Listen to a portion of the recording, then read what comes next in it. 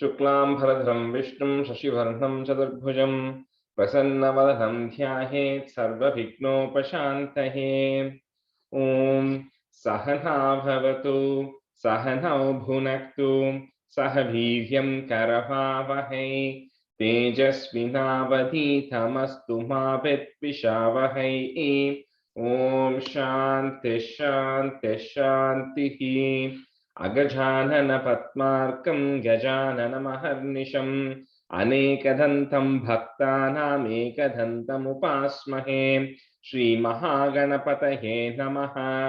गुरवे सर्वलोकानां विषजे भवरोगिणां निधये सर्वविद्यानां श्रीदक्षिणामूर्तये नमः। अस्मद्गुरुचरणारविन्दाभ्यां नमः।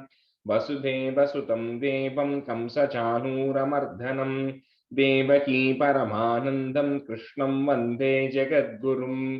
ज्ञानानन्दमयं देवं निर्मलस्फटिकाकृतिम् आधारं सर्वविद्यानां श्रीहयग्रीवमुपास्महे। श्रीहयग्रीवमूर्तये नमः। सरस्वती नमस्तुभ्यं वरदे कामरूपिणि विद्यारंभं करिष्यामि सिद्धिर्भवतु मे सदा। श्री महासरस्वत्यै नमः।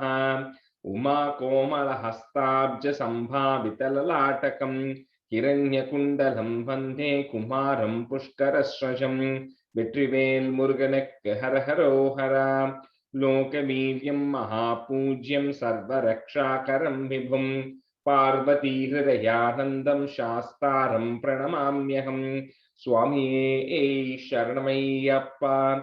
வாகர்த்தாவிவ சம்பிரக்தௌ வாகர்த்த பிரதிபத்தயே ஜகதः பிதரௌ வந்தே பார்வதி பரமேஸ்வரௌ. ஸ்ரீ பார்வதி பரமேஸ்வராभ्यां நமः.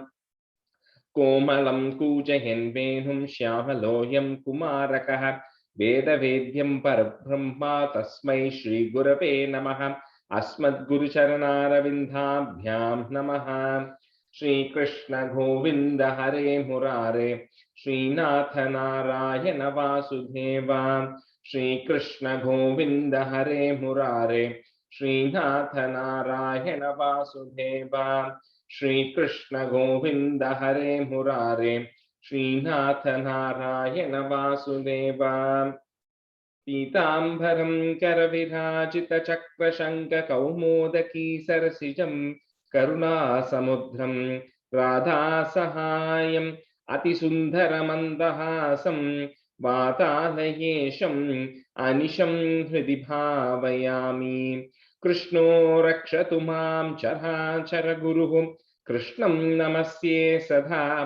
कृष्णेनैव सुरक्षितोऽहमसकृत् कृष्णाय दत्तं मनः।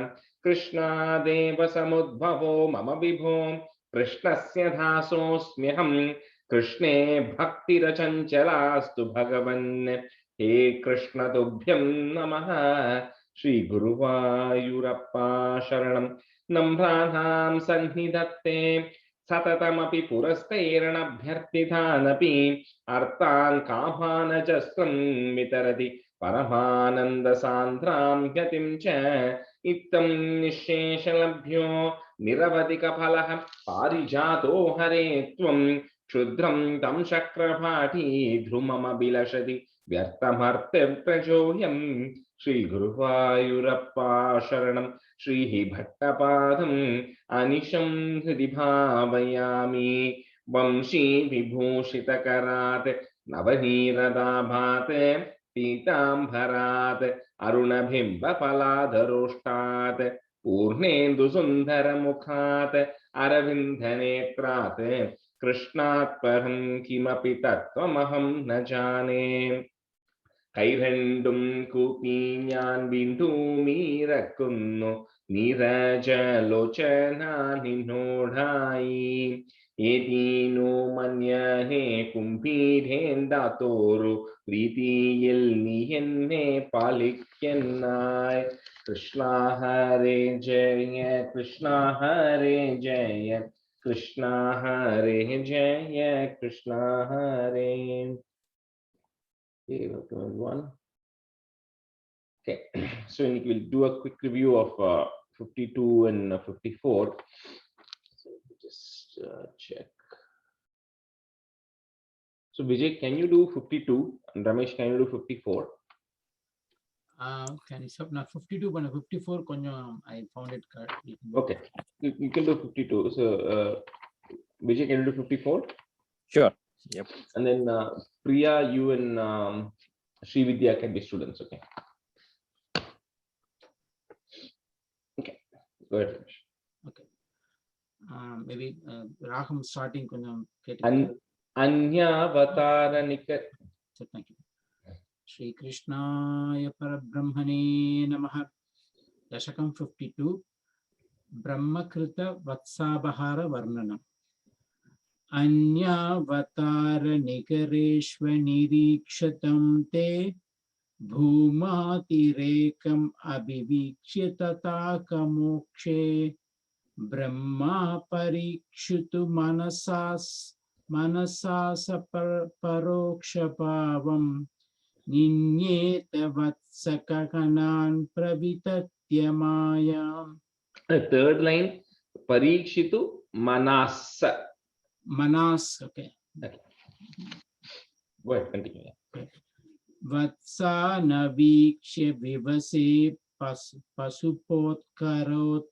pasupotkaretan aneti kama ivatha trumatanuvardhi tvam swami bhukta kapalo katavam statanim bhuktam stitirota saroja bhavak kumaran Vatsayidastatanu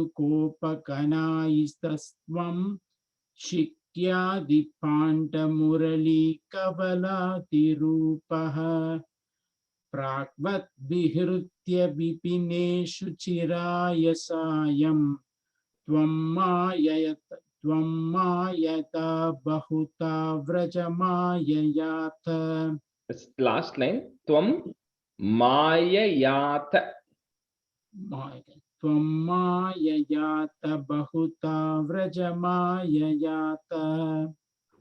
Tvameva Shikshya Kavalati Mayam Tatano Bhuyastvameva Pasuvatsakapala Rupaha Gorupini Bhirabhiko Vadu Mayi Bihi Asaditosi Janani Pradibarshahat Birati Praharshat. Praharshat. Praharshat. Yes. Praharshat. Divam hi kanchita pimana vasat svakiyam matva danujayidiraga param vahanyah atmanameva tu bhavantamabhyasunum Pritim yuyirnakiyatim vanidaschakavaha. Last, Yayurnakiyatim. Pritim yayurnakiyatim vanidaschakavaha. Yevam pradikshana vijrumbita harshapara nisheshakopa Nishekshakopapakana lalalita puri murthim Tvamakrajobi bhubute kila vatsarante Brahmat manorabi mahan yuvayor visheshaha. Second line, Nishesha. And go first to this. There are two ish there. Nishesha Gopagana Lalita Bhuri Murthan. And the line, can you repeat? Evam pradikshana vijrumbipita harshapara nishesha kopakana lalita puri murtim. Yeah, okay.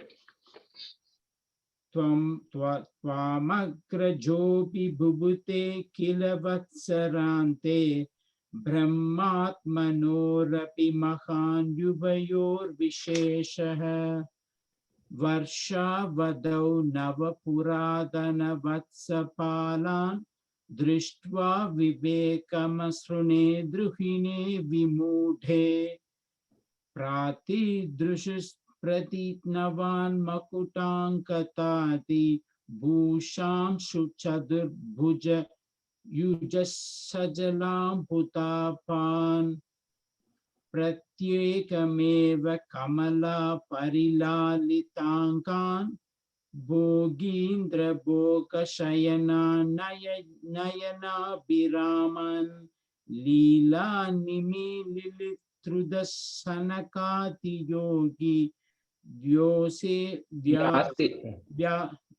व्यासे वितान् कमलपूर्वपतो ददर्श नारायण कृतम् असंख्यतमां निरीक्ष्य सर्वत्र सेवकमपि स्वमवेक्ष्य ताता माया निमग्नहृदयो विमिमोह यावत् एको बभूवितता कपलार्तपाणिः.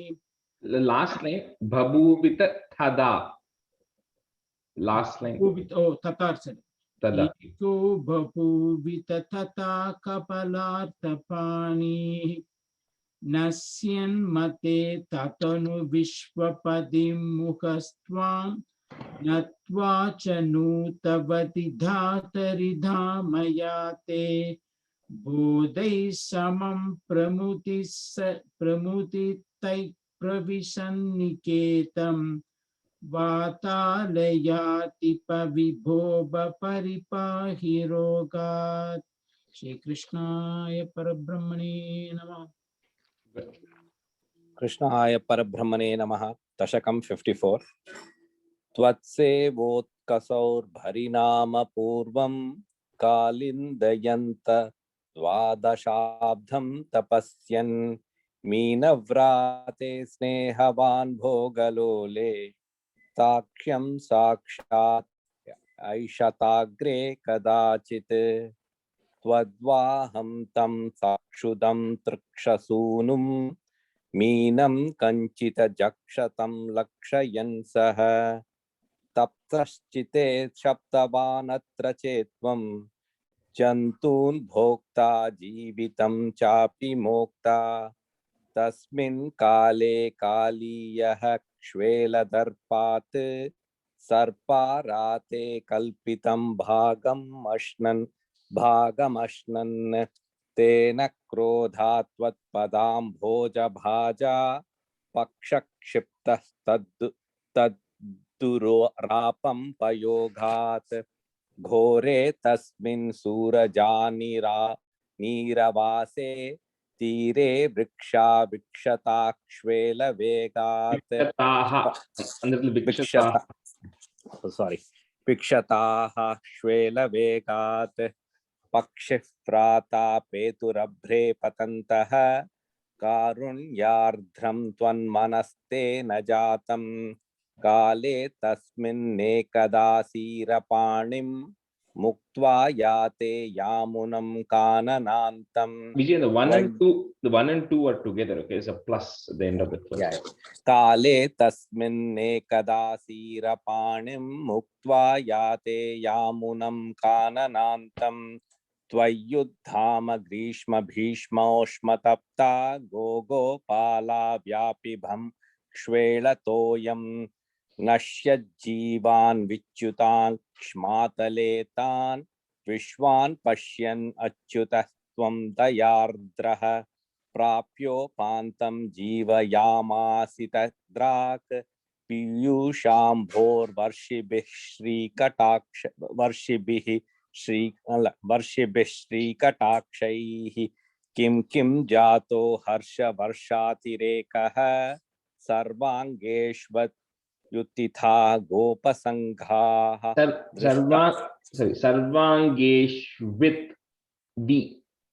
सर्वाङ्गेष्वित्युत्थिता गोपसङ्घाः दृष्ट्वाग्रे त्वां त्वत्कृतं त्वद्विधन्तः त्वामालिङ्गन् दृष्टनाना प्रभावाः.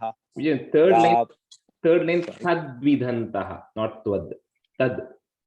Okay. Third line. दृष्ट्वाग्रे त्वां त्वत्कृतं तद्विधन्तः त्वामालिङ्घन् दृष्टनानाप्रभावाः गावश्चैवं लब्धजीवाः क्षणेन स्वीतानन्दाः त्वां च दृष्ट्वा पुरस्तात् द्रागा बभ्रुः सर्वतो हर्षभाष्पम् व्यामुञ्चन्त्यो मन्दबुद्ध्यन्निनादाः रोमान् அது ரெண்டு அதுவும் together. yeah அது போட்டுக்கேன் அது if I don't break it seems very tough to do it.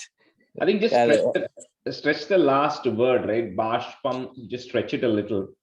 Draga varvas sarvato harsha bashpam vamuchyantyo manda mudhyanninadaha romanchoyam sarvato nasharire bhuyasyantas kachidananda murcha आश्चर्योऽयं क्ष्वेलवेगो मुकुन्दे युक्तो गोपैः नन्दितो वन्दितो भूः And the एवं gopair is a ir there. Kyukto gopair. If you have a visarga, then just put a ir to join it.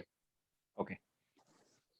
युक्तो गोपैः नन्दितो वन्दितो भूः एवं भक्तान् मुक्तजीवानपि त्वं मुग्धा पागैः अस्तरोगांस्तनोषि तादृग्भूतस्फीतकारुण्यभूमा रोगात् पाया वायुगेहाधिनाथ कृष्णाय परब्रह्मणे नमः. ஒரே ஒரு question, Rajesh, in the first stanza, the last the first word, taksharyam, adu. Tarkshyam, ir. Tarkshyam. Okay, thank you. So let's go to 55. So 55 is a continuation of 54, and the meter or chandas in this is Totaka. So some of you might know the Totakashtakam. That is one of the Ashtakam which was composed by one of disciples of Adi Shankaracharya in that meter. And I think there is another Venkatesh something also which goes in this tune. So some of you might be already familiar with the tune. So it's a slightly different tune, right? But it's a very simple chapter. So I'll say the first, we'll go with the meaning as well here, right? Okay.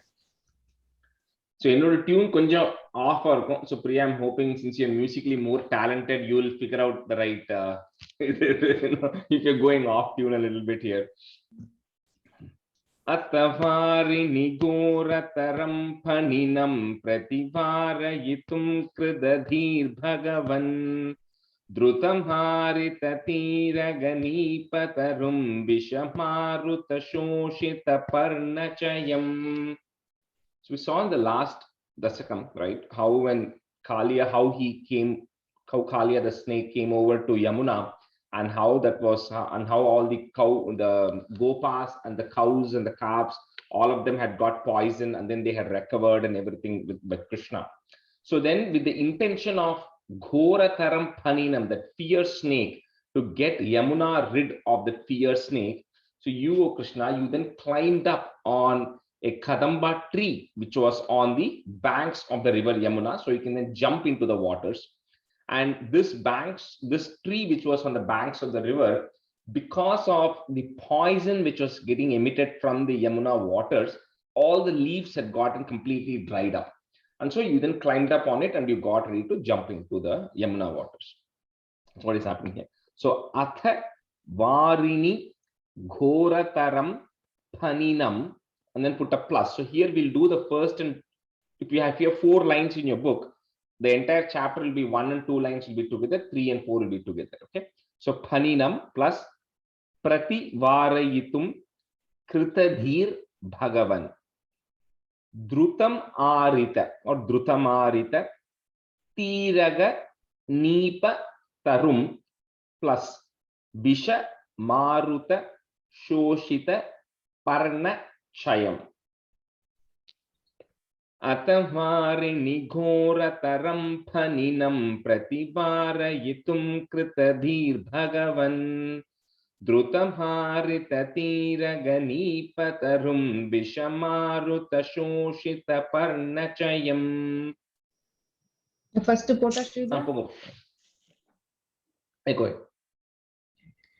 अतवारिणि घोरतरं पणिनं प्रतिवारयितुं कृतधीर्भगवन्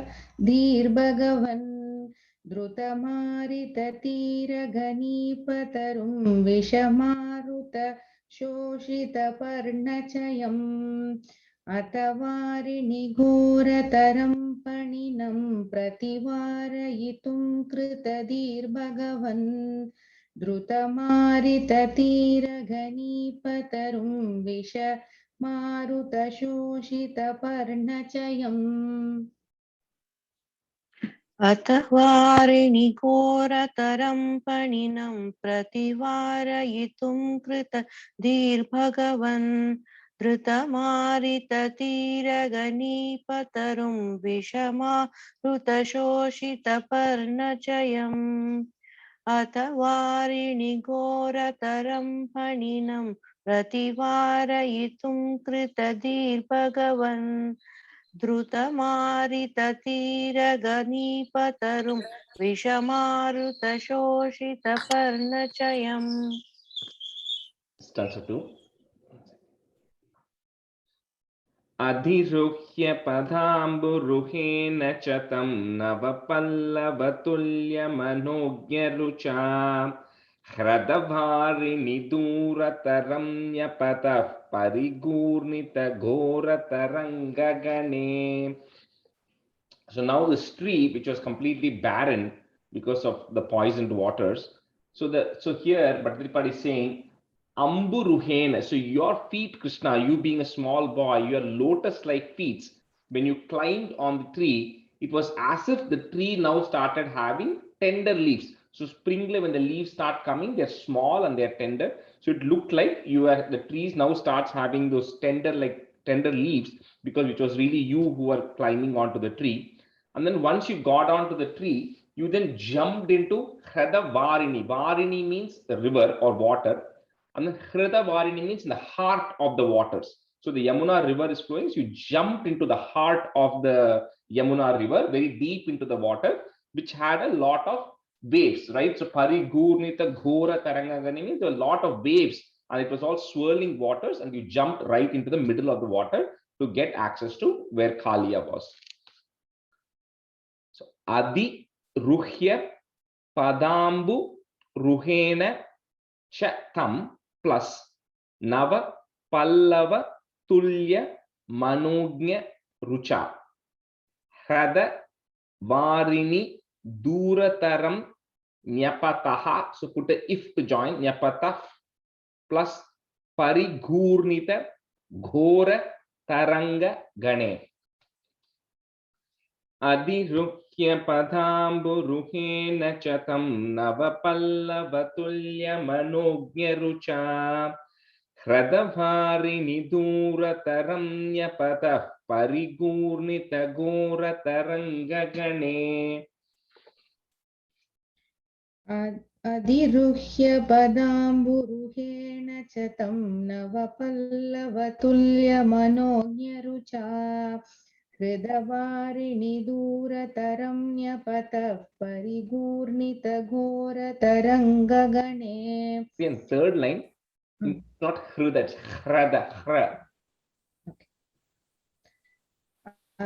अधिरुह्य पदाम्बुरुहेण च तं नवपल्लवतुल्यमनोज्ञरुचा ह्रदवारिणि दूरतरं न्यपतः परिगूर्णितघोरतरङ्गगणे. अधिरुह्य पदाम्बुरुहेण च तं नवपल्लवतुल्यमनोज्ञरुचा हृदवारिणि दूरतरं न्यपतः परिगूर्णितघोरतरङ्गगणे.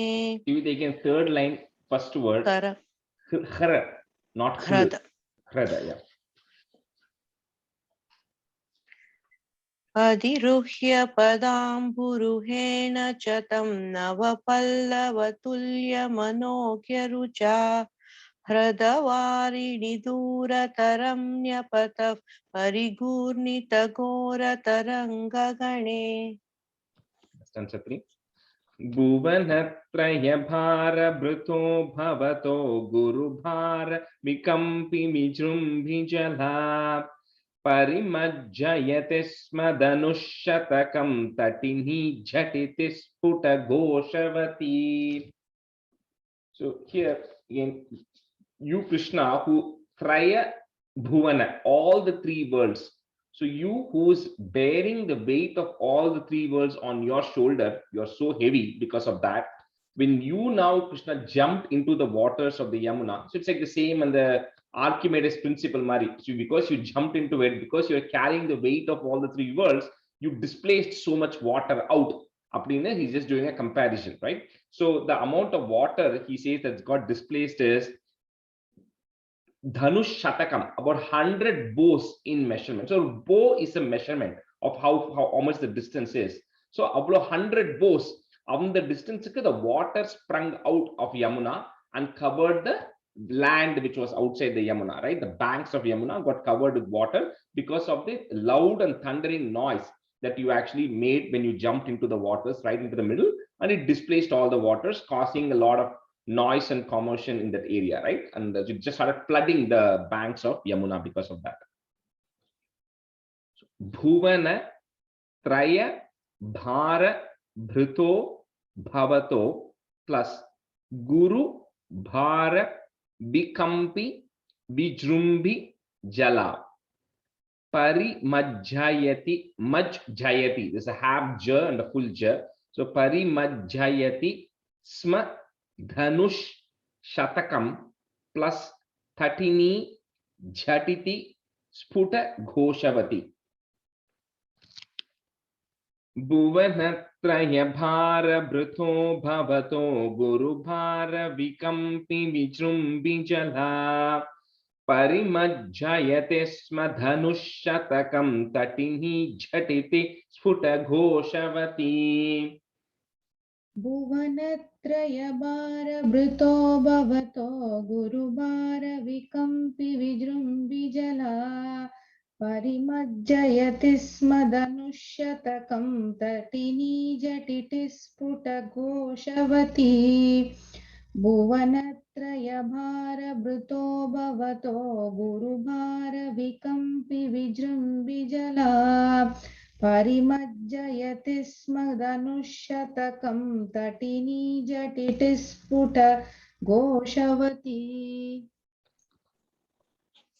भुवनत्रय भारभृतो भवतो गुरुभार विकम्पि वृजृम्भिजला परिमज्जयति स्म धनुष्यतकं तटिनी जटिति स्फुटघोषवती भुवनत्रय भारभृतो भवतो गुरुभार विकम्पि वृजृम्भिजला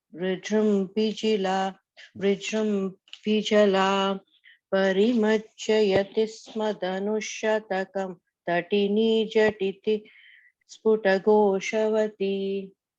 Yeah, and the end, the Goshavati, just stretch it a little bit. Ghoshavati. Okay. Stanza 4. Ata dikshu vidikshu parikshu beta bhramito daravari ninadha barai udakadu dagadu ragadi padestwadupanta mashanta rushandhamanaha. So now when Krishna jumps into the middle of Yamuna, so in Bhagavatam it describes about how he now takes control over the river, right? So that is a river which nobody was inhabiting because of the poison there.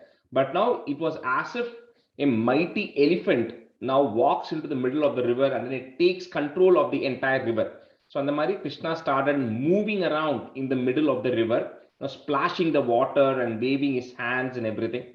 And when he started doing that, it started creating a lot of sound, right? Because he's splashing the water and he's making the noises.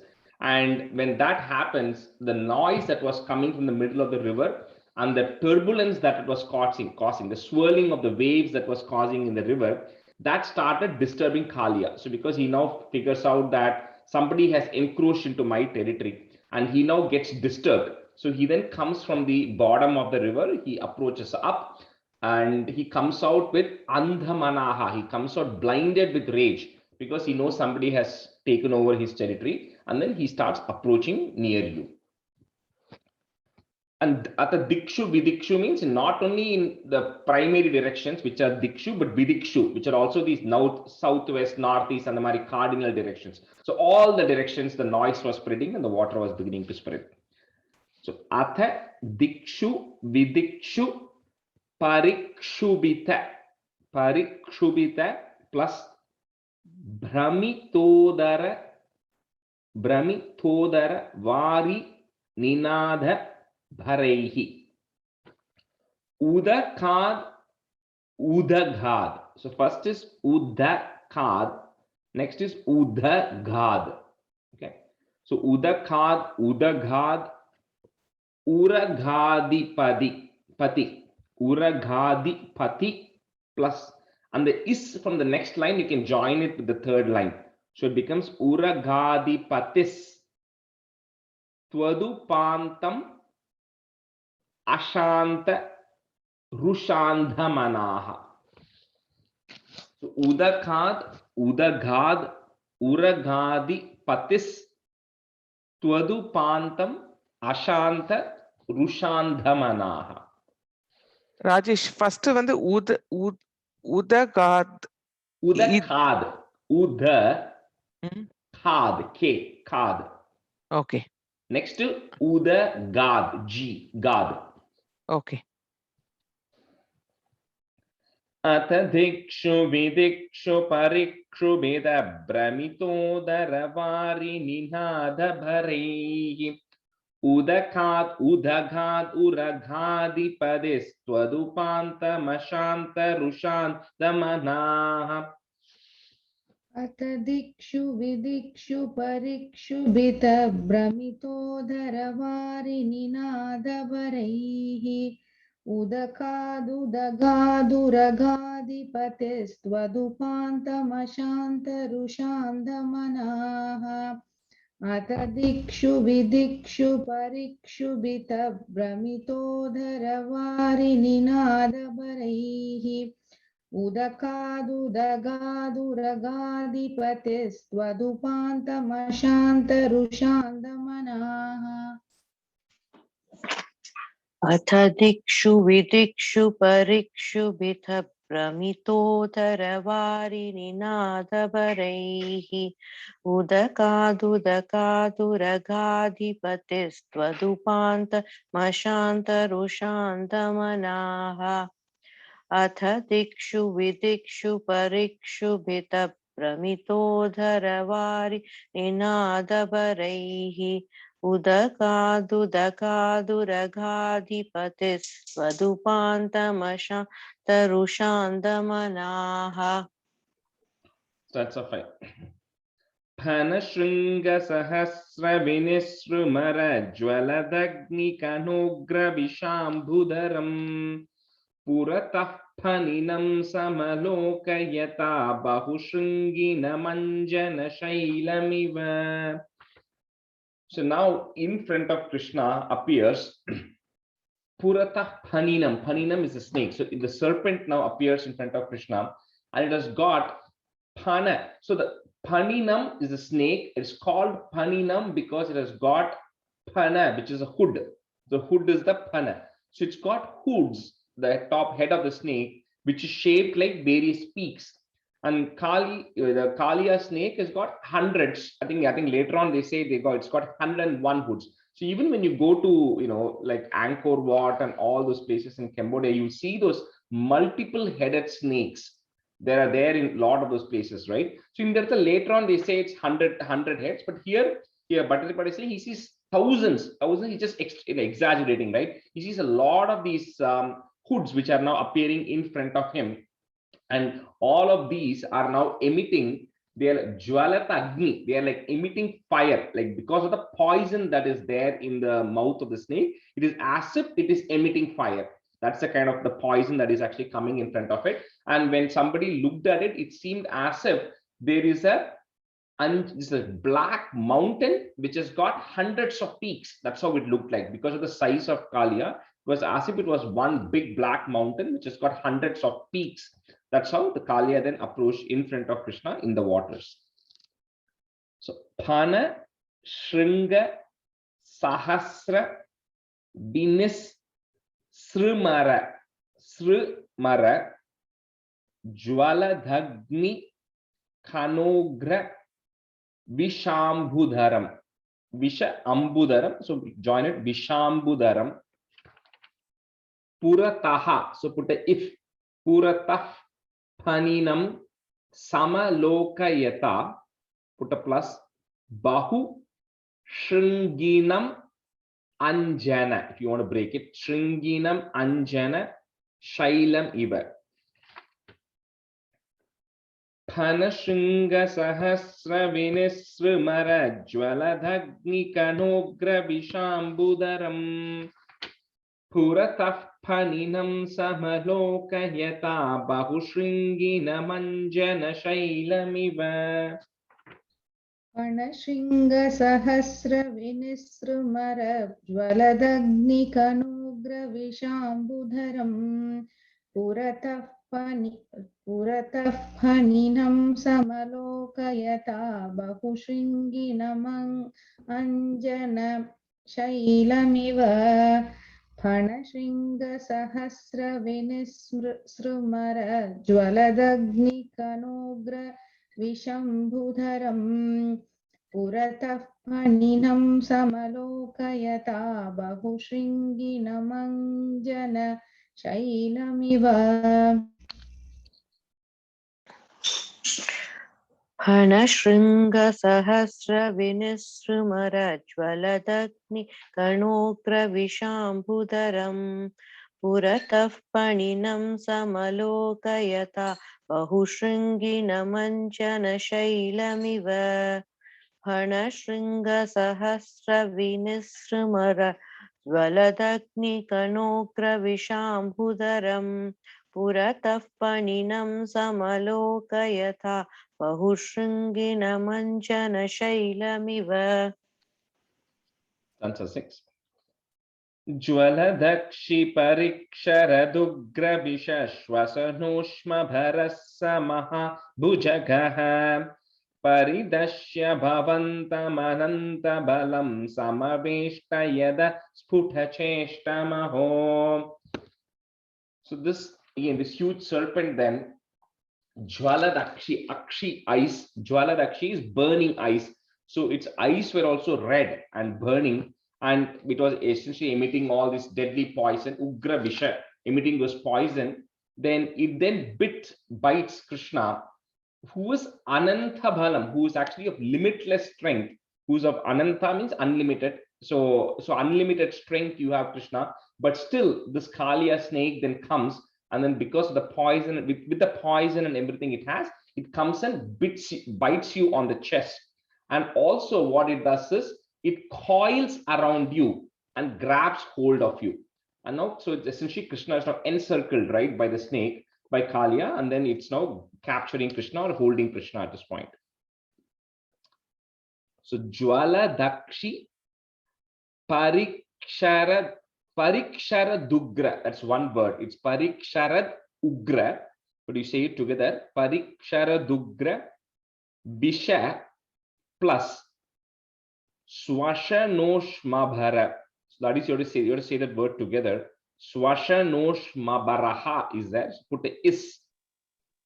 Swashanoshmabharas sa maha bhujagaha paridashya bhavantam ananta bhalam plus sama veshtayada sputa cheshtam aho.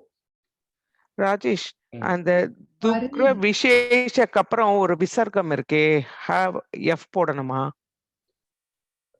First லைன்ல ஜ்வலதக்ஷி பரீக்ஷர துக்ர விசேஷஹ இருக்கு. விஷஹ. Okay, no, let me check the other book. This is 26, right? It's not there, so it's in both of my books. Can you just remove it? Okay. Irundale, we put a ish becomes the joining letter, but I don't have that because those அந்த lines are விசர்க்கமும் together. இருக்கு இஷ்ஷும் அங்க இருக்கு அதுக்காக கேட்டேன். Shwasa is the next word, right?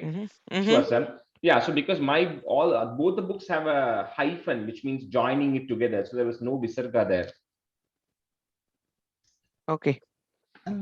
Rajesh, and the paridashya bhavantam ananta balam aprom pariveshtayadnu. Some okay, yeah, that was another one. Some of the books had it as pariveshtaya, just changes to samaveshtaya. Samaveshta. Yeah, it is just it means the same thing. It's just coiling around the body. Samaveshtayada.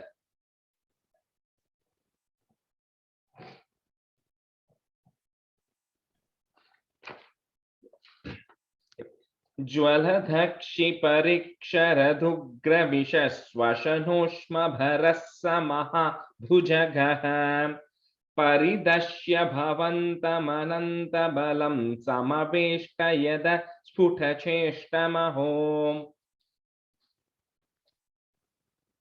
ज्वलदक्षि परिक्षरदुग्र विषश्वशनोष्मः श्वसनोष्म भरस्समहाभुजगः परिदश्य भवन्तमनन्तबलं समवेष्टयदस्फुट चेष्टमहो ज्वलदक्षि परिक्षरदुग्र श्वसनोष्म श्वसनोष्म சொல்லுங்களேன் இன்னொரு வாட்டி please. See, it's a swashana, okay, swashana, okay, ushma bhara, those are the two words, right? Okay, so swasanoshma bhara, swasanoshma bharas. okay. ज्वलदक्षि परिक्षरदुग्र विषस् श्वसनोष्म भरस्समहाभुजगः परिदश्य भवन्तमनन्तबलं समवेष्टयदस्फुट चेष्टमहो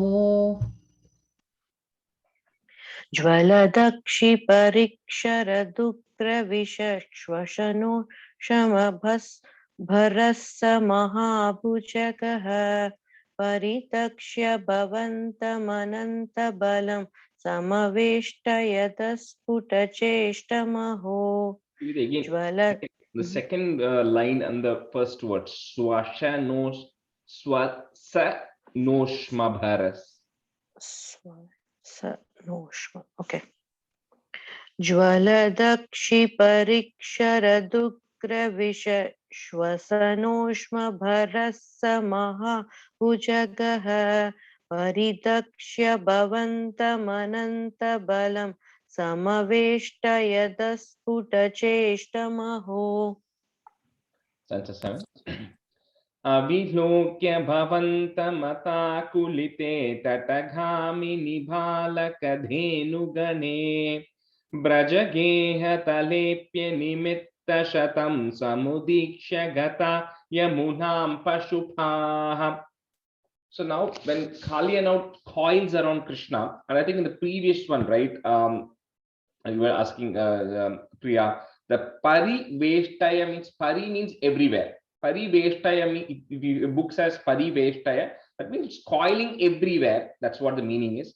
Samaveshtayada means coil around him. So essentially it means the same thing, right?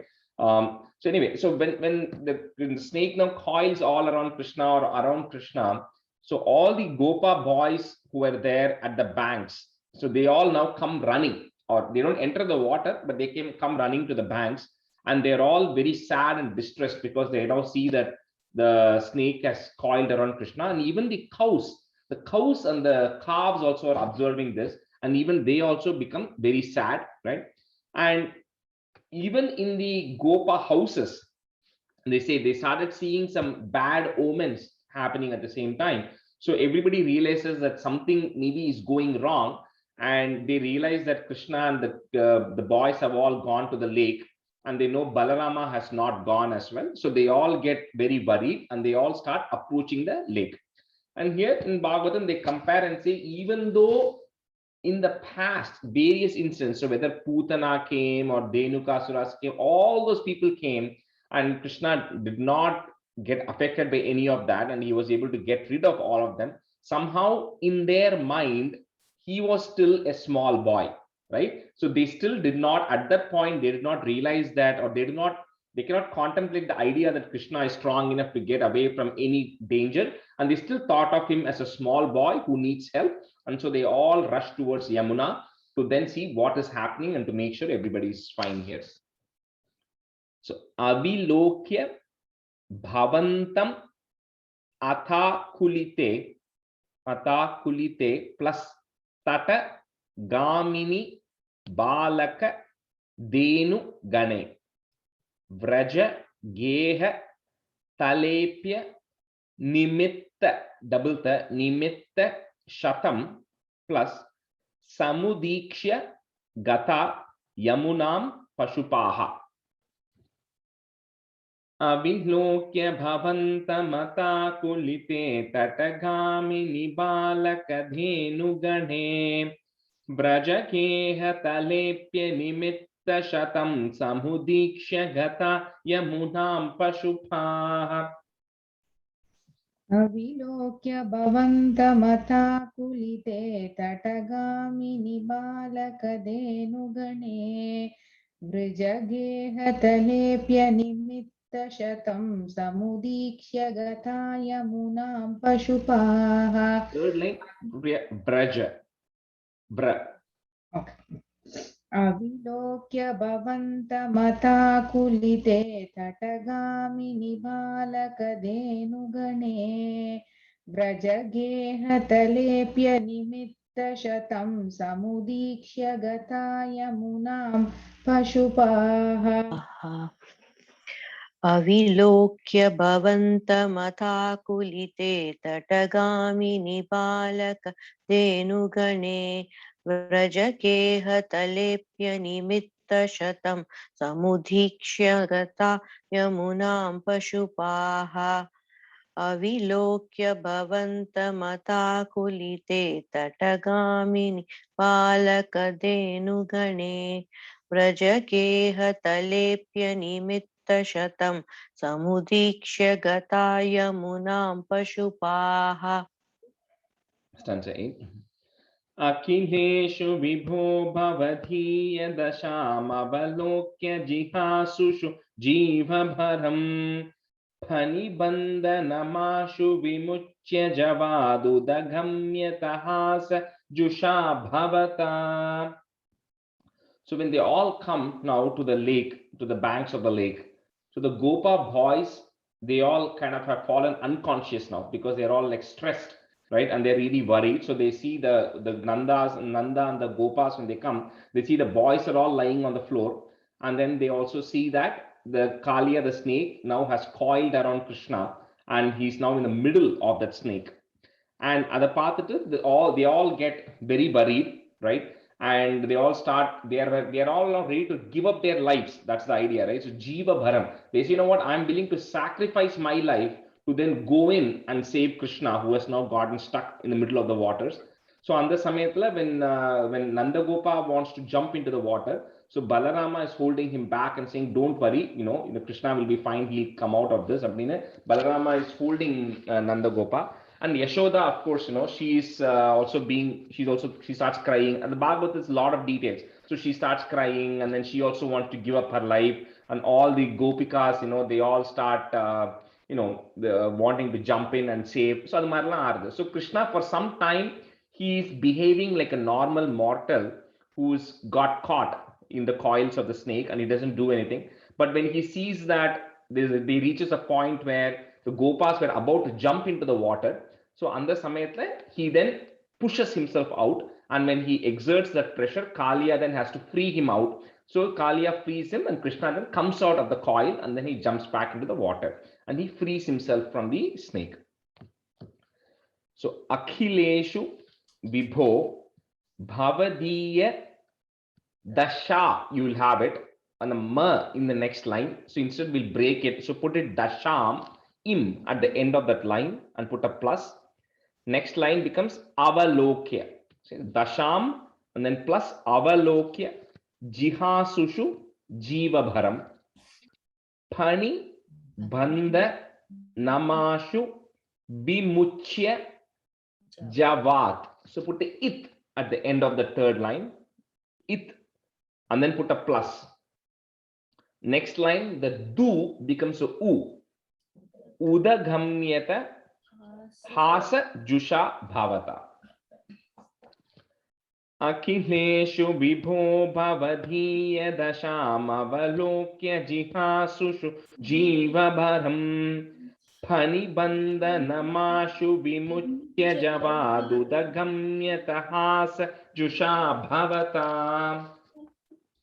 अखिलेषु विभो भवदीय दशामवलोक्य जिहासुषु जीवभरम् बन्धनमाशु विमुच्य जवा फणिबन्धनमाशु विमुच्य जवादुदगम्यतः सजुषा भवता अखिलेषु विभो भवदीयदशामवलोक्य जिहासुषु जीवभरम् फणिबन्धनमाशु विमुच्य जवादुदगम्यतः सजुषा भवता. संगीता नाना पाडिने. Oh, sorry, I didn't realize there was on mute. I'm so I sorry. was waiting to listen to you. अखिलेषु विभो भवदीय दशामवलोक्य जिहासुषु जीवभरम् फणिबन्धनमाशु विमुच्य जवादुदगम्यतः सजुषा भवता अखिलेषु विभो भवदीय दशाम् अवलोक्य जिहासुषु जीवभरम् फणिबन्धनमाशु विमुच्य जवादुदगम्यतः सजुषा भवता. Answer 9. Adhiruhya tatah phanirajaphanananuthe bhavata mrudupadharucha kalashinjita nupura manjumilat karakankana sankula sankwanitam. So for a while then Krishna is escaping the snake, right? The snake is Kaliya is trying to get hold of him, but he's escaping him. And eventually he climbs up on the top and then he gets on the Pani Raja, means king of snakes, Panan, on top of the hood. So he now gets on the top of the hood. And then with Mrudu is very tender, Mrudu Pada, with your tender feet, O Krishna, you then start dancing or jumping on the hood of the snake.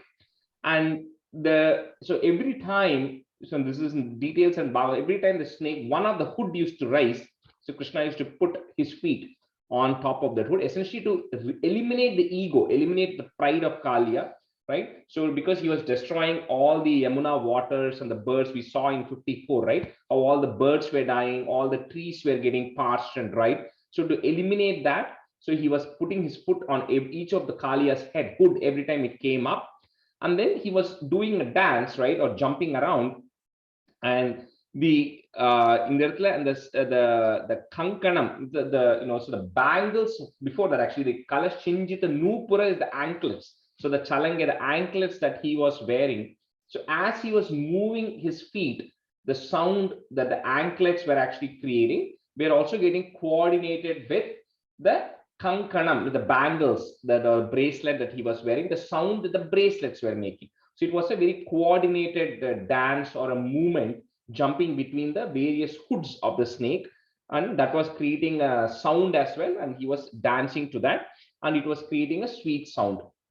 So then this is, so anyways, that next comes in yeah, okay, so that's what is happening here. This is the actual Nardanam that is happening, right, where he's dancing on the head of the snake.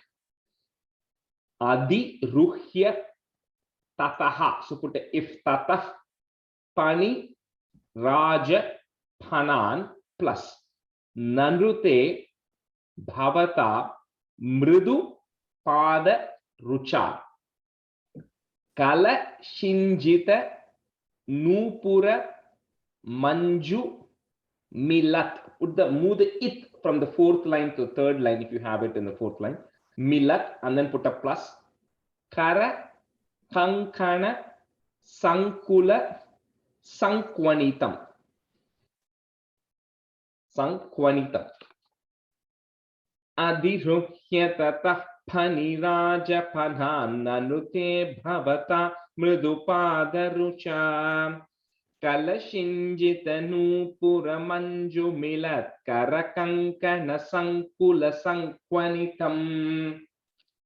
अधिरुह्य ततः फणिराजपणान् ननृते भवतां मृदुपादरुचा कलशिञ्जितनूपुरमञ्जुमिलत्करकङ्कणसङ्कुलसङ्क्वनितम्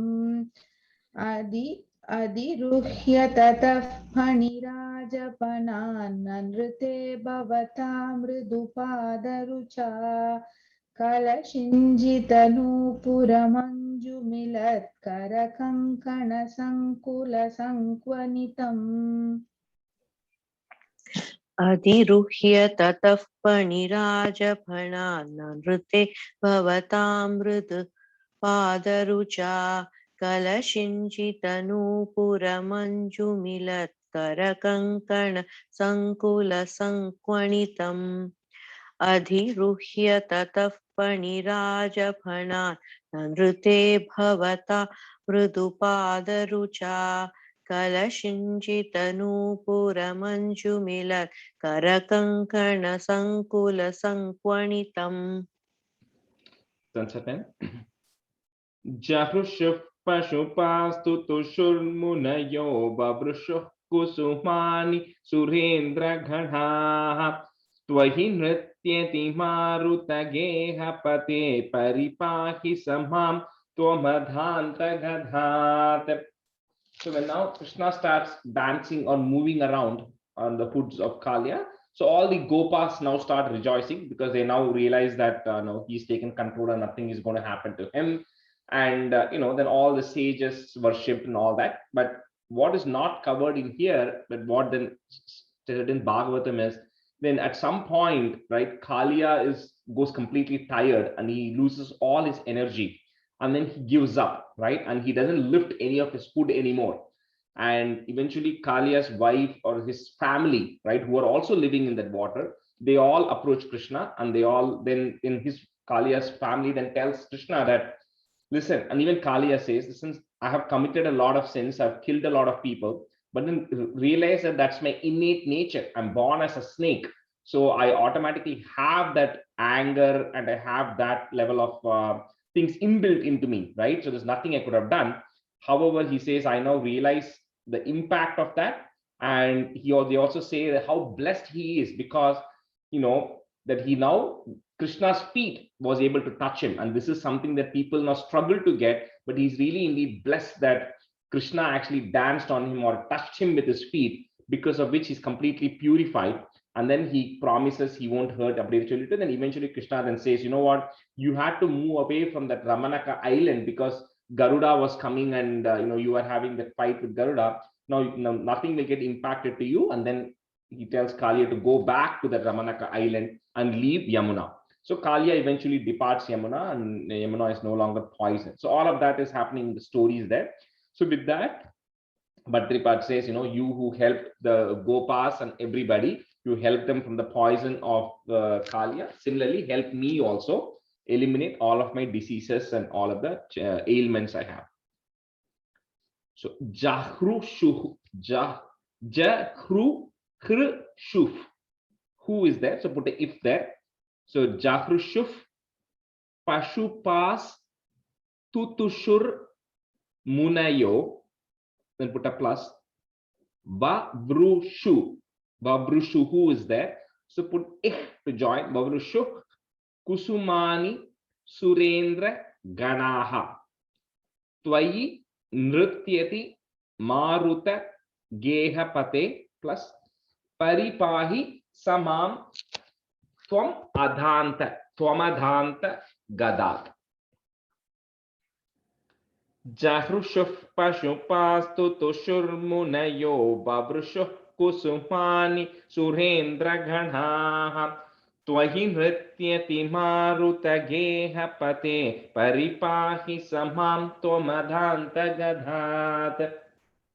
जहुषुः पशुपास्ततुषुर्मुनयो ववृषुः कुसुमानि सुरेन्द्रगणाः त्वयि नृत्यति मारुतगेहपते परिपाहि समां त्वमदान्तगदात् जहुष On the first line, Pashupas tutushur.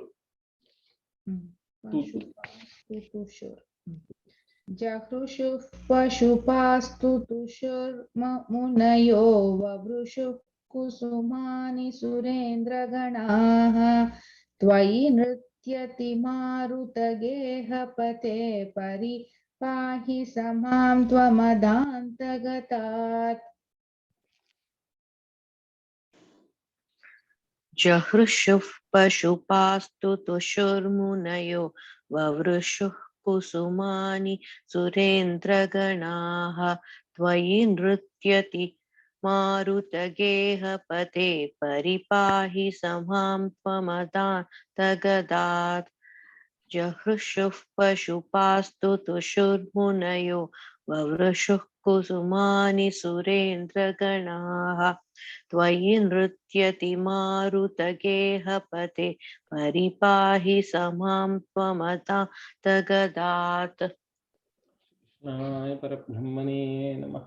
Okay, so that completes that chapter, the small one.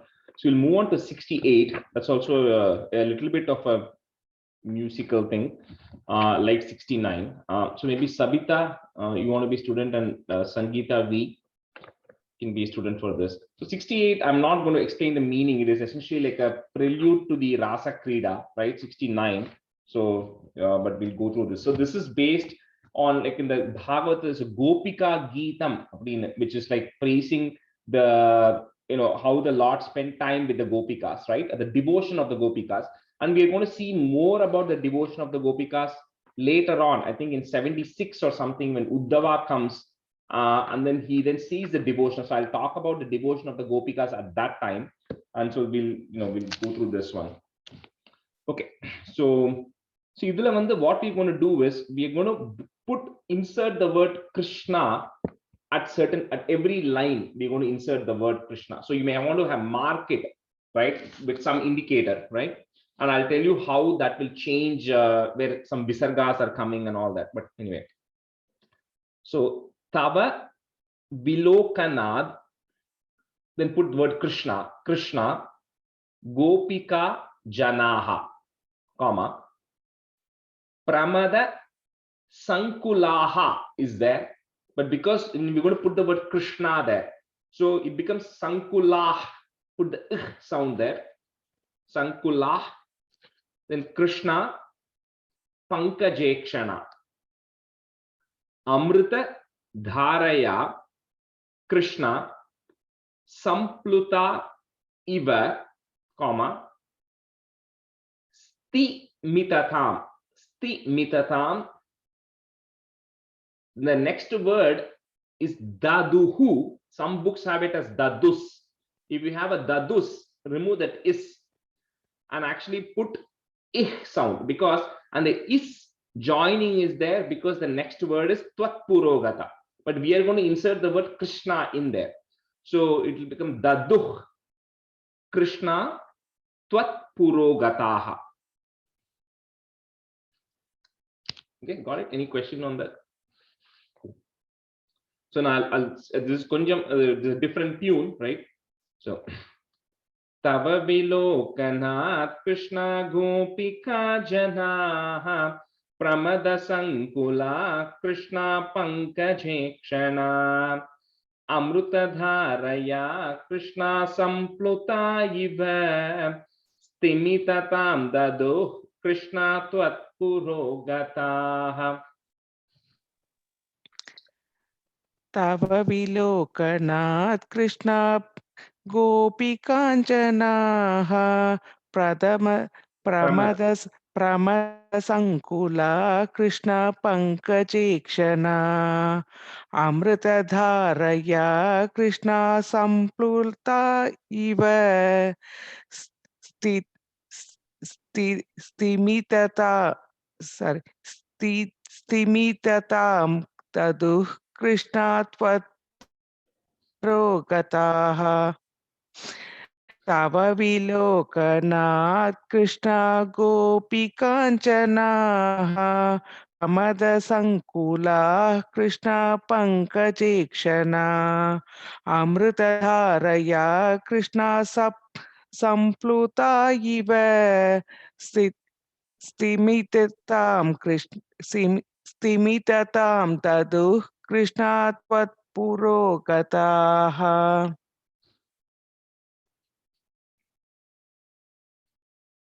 Sangeeta.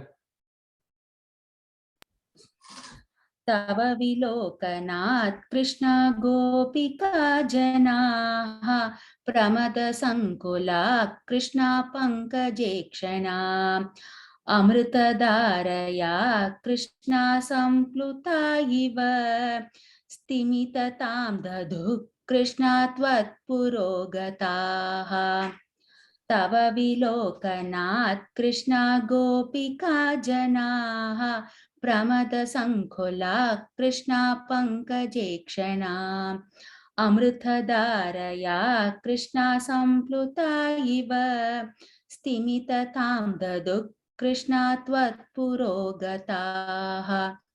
Rajesh, did I extend the long on the Pankajekshan? Because I have only Pankajekshana, not Pankajekshana. Yeah, it's Pankajekshana, but I think yeah, you have to be a little bit. We have to be careful because in the singing and in the tune, you'll tend to extend that Pankajekshana. We should be careful not to say na, right? Okay. Tadanu Kachana Krishna Tvat Karambujam, comma Sapadi Grinnati Krishna Nirvi Shankitam Ghana Payodhare Krishna Sannidaya Sa, comma Pulaka Sambrita Krishna Tastushi Chiram Tadanu Kachana Krishna Tvatkarambujam Sapadi Grinnati Krishna Nirvishankitam Ghanapayodhare Krishna Sannidhayasa Pulaka Sambrita Krishna Tastushi Chiram. तदनु काचन कृष्णा त्वत्कराम्बुजं सपदि गृह्णति कृष्णा निर्विशङ्कितं गणपत्योधरे कृष्णा सन्निधायसा पुलकसंवृता कृष्णा तस्थुषी चिरम् तदनुवाचन कृष्णा त्वत्कराम्बुजं सपदि गृह्णति Krishna निर्विशङ्कितं घनपयोधरे Krishna सन्निधायसा पुलकसंवृता Krishna तस्तुषी चिरम्. Rajesh, is it on the second line, Ganapayodhare Krishna, Sanvidhaya or Samvidhaya? Sannidhaya. Sannidhaya, okay, have it with V there. எனக்கும் வீதா இருக்கு. Okay. What I think nobody and previously yarum correct pannala, nobody corrected it. So Sannidhaya. That's what we have. Okay.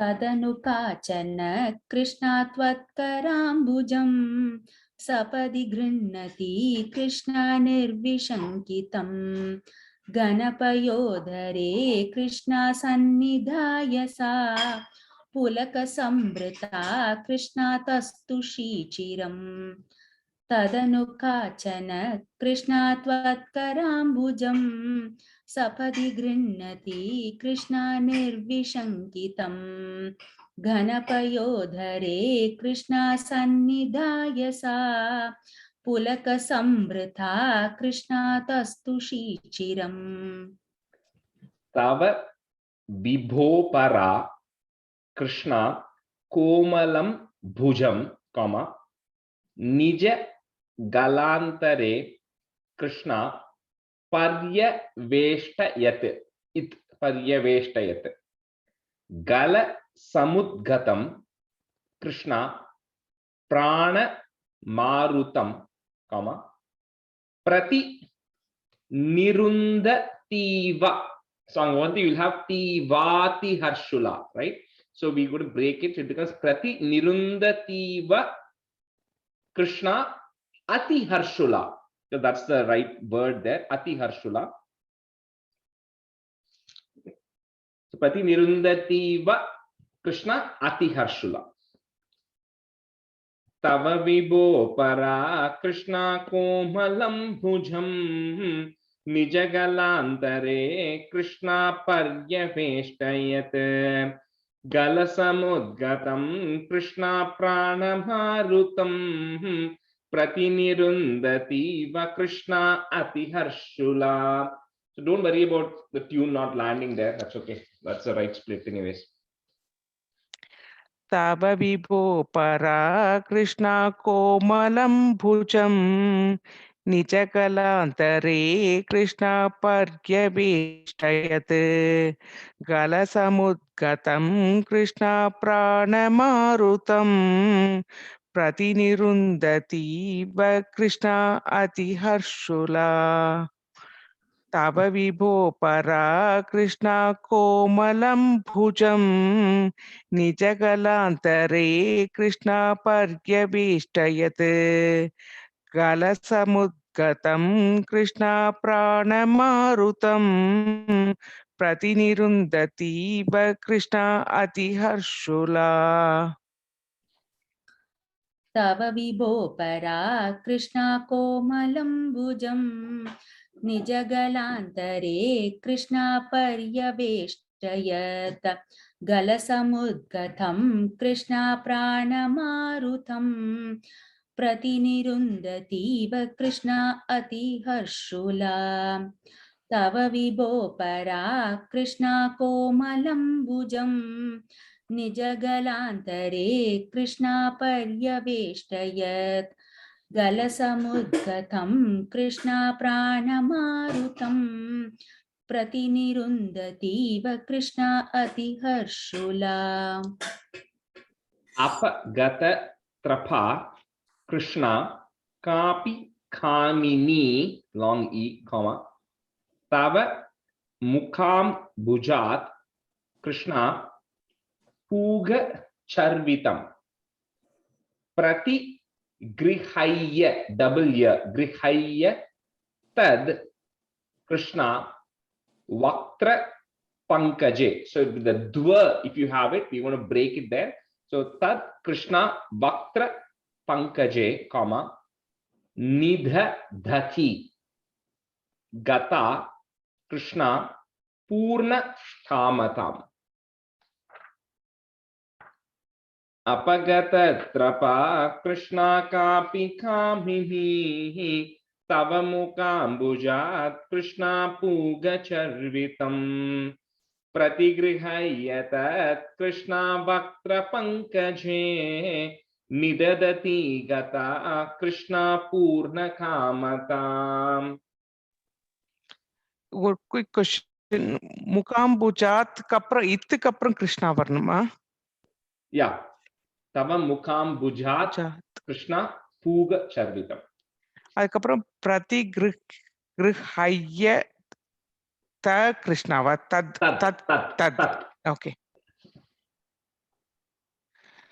अपगतत्रपा Krishna कापि कामिनी तव मुकाम्बुजात् कृष्णा पूगचर्वितं प्रतिगृह्य तद् कृष्णा वक्त्रपङ्कजे निददति गता Krishna पूर्णकामताम्. अपगत. Correct, Savita, sorry. The third line, right? It pratigrihaya, it becomes tat. It becomes tat because the tat plus vaktra, when you join it, it becomes that it becomes a the when you join with something. Otherwise, it's just it only. So pratigrihaya tat Okay. Krishna. Okay.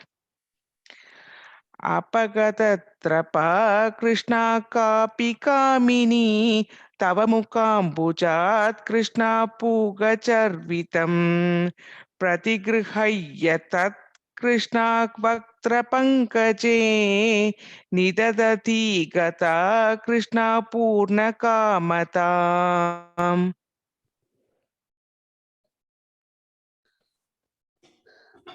अपगतत्रपा Krishna कापि कामिनी तव मुखाम्बुजात् कृष्णा पूगचर्वितम् प्रतिगृह्य तत् कृष्णा वक्त्रपङ्कजे निददति गता कृष्णा पूर्णकामताम् अपगतत्रपा कृष्णा कापि कामिनी तव मुखाम्बुजात् कृष्णा पूगचर्वितम् प्रतिगृह्य तत् कृष्णा वक्त्रपङ्कजे निददति गता Krishna पूर्णकामताम् Vikaruno vane Krishna samvihaya mam. So that mama, but if you have it, you break it first into im, mam, and then put a comma. The next word becomes a. Apagatosi. Apagatosi ka Krishna twamiha sprishet. Iti saroshaya Krishna tavadhekaya, comma, sajala lochanam Krishna vikshito bhavan. Vikaruno vane Krishna samvihaya mam apagatosi ka Krishna twamiha sprishet. Iti saroshaya Krishna tavadekaya sajalalochanam Krishna vikshito bhavan. Vikaruno vane Krishna samvihaya mam apagatosi ka Krishna tvamiha sprashet iti saroshaya Krishna tavadekaya sajalalochanam Krishna vikshito bhavan. The second line, Savita, is twamiha sprishet. Sprashet. Okay. Vikaruno vane Krishna samvihaya mam apagatosi ka Krishna tvamiha sprashet iti saroshaya Krishna tavadekaya sajalalochanam Krishna vikshito bhavan. विकरुणो वने कृष्णा संविहाय माम् अपगतोऽसि का कृष्णा त्वामिह स्पृशेत् इति सरोषया कृष्णा तावदेकया सजललोचनं कृष्णा वीक्षितो भवान् विकरुणो वने कृष्णा संविहाय माम् अपगतोऽसि का कृष्णा त्वामिह स्पृशेत् इति सरोषया कृष्णा तावदेकया सजललोचनं कृष्णा वीक्षितो भवान्. Maybe one more. Iti mudakulair ir.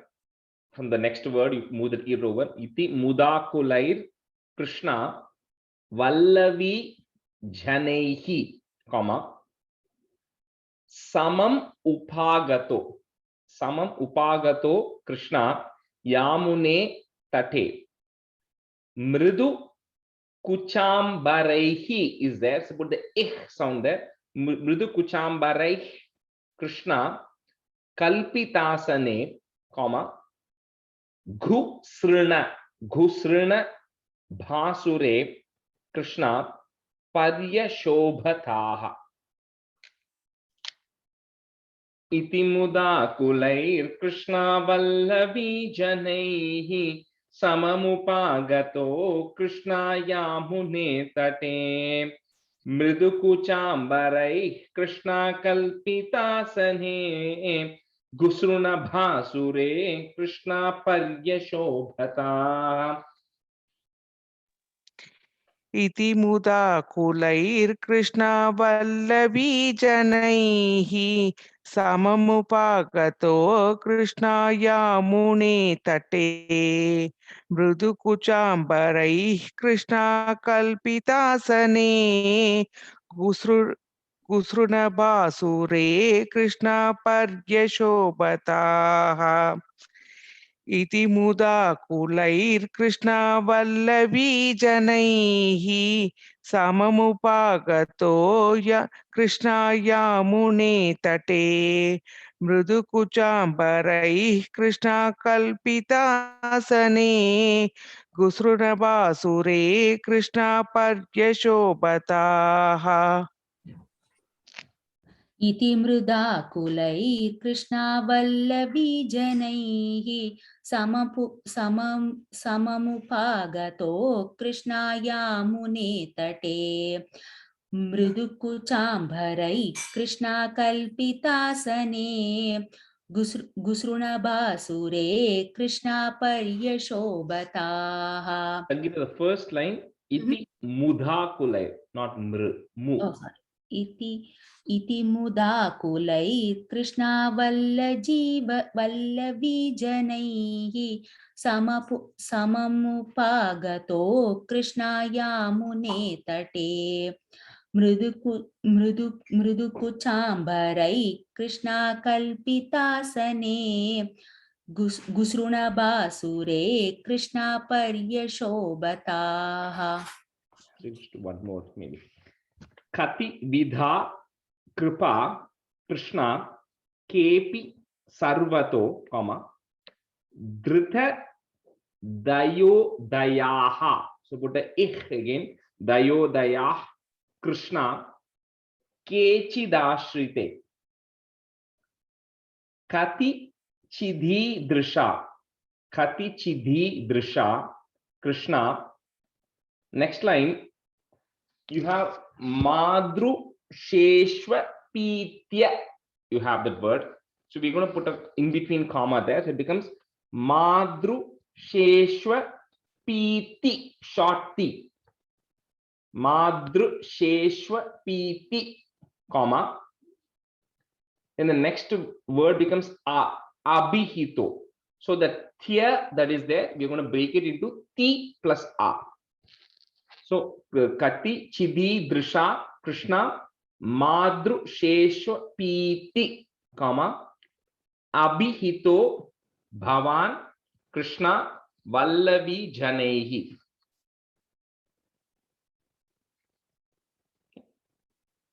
Kati Vidha Kripa Krishna Kepi Sarvato Dhrutadayo Daya Krishna Kechidha Shrite.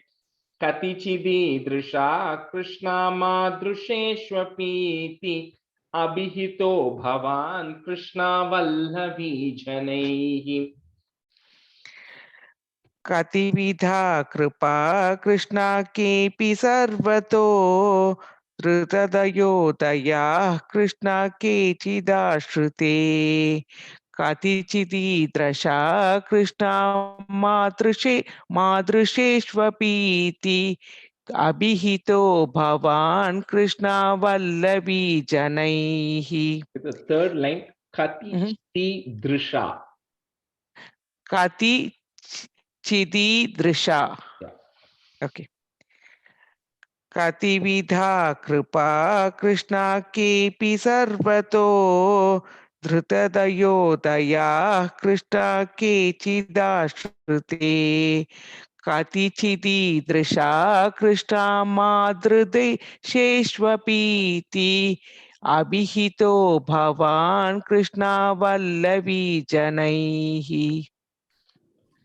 कतिविधा कृपा कृष्णा केऽपि सर्वतो धृतदयोधया कृष्णा केचिदाश्रिते कतिचिदीदृशा कृष्णा मादृशेष्वपीति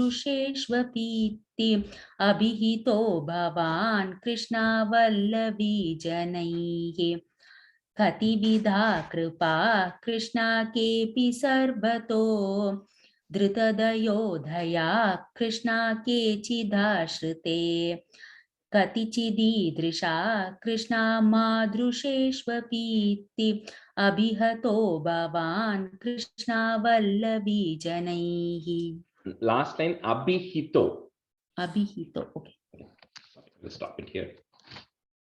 सान्ध्रानन्दावभूतात्मकमनुपमितं कालदेशावदिभ्यां निर्मुक्तं नित्यमुक्तं निगमशतसहस्रेण निर्भास्यमानम् अस्पष्टं दृष्टमात्रे पुनरुरुपुरुषार्थात्मकं ब्रह्मतत्त्वं तत्तावद्भाति साक्षात् गुरुपवनपुरे हन्त भाग्यं जनाः कायेन वाचा मनसेन्द्रियैर्वा बुद्ध्यात्मना वा प्रकृते स्वभावात् करोमि यद्यत् शरणं सकलं परस्मै नारायणायेति समर्पयामि।